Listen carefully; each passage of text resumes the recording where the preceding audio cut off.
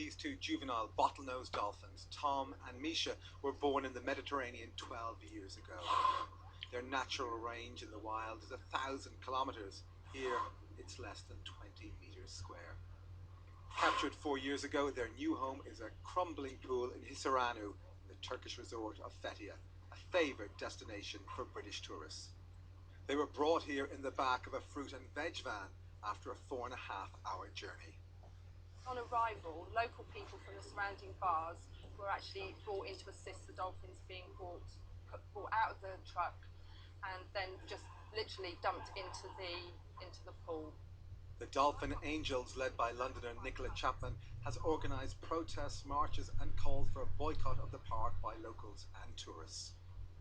Lots of people that live locally have spread the word to people, visitors coming, holiday makers, not to be warned really about the dolphin park. And that has had some success. It's so disgusting. They're in there, they've got no fresh water coming in, it's so bad. None of us will go and see them. But the tourists continue to go despite the concerns over the health and welfare of the animals. Born Free, the London-based charity, have completed a mercy mission this weekend to try and check on their welfare and attempt to arrange their rescue. We've got many problems to overcome here. There's the health of the dolphins we have to assess, there's legal issues, there's ownership confirmation. We will try and jump all of those hurdles to get those dolphins back to the wild, but there's no guarantee.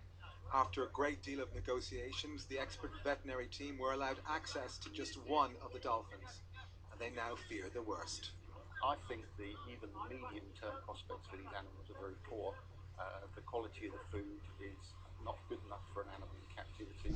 I think they will only go downhill. They're starting to show signs of stress and disease, and that's only going to get worse. Well, this is the scene. This is the emergency medical checkup for the dolphins. We know the water is dangerous, 10 times the level of chlorine, 10 times the level of bad bacteria. Consultant vet John Knight is trying to measure the state of the animals and with blood tests to see if they are fit to be rescued and prepared for release into the open sea. We don't want to keep them in a pool in captivity, so the idea is to transfer them from these appalling conditions that they're in at the moment to a pen and then into the wild.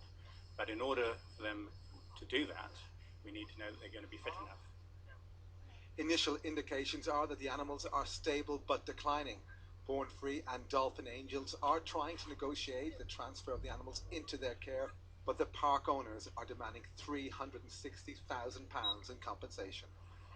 A price the charities refuse to beat. We're not being too horrible for dolphins. We look after them very well.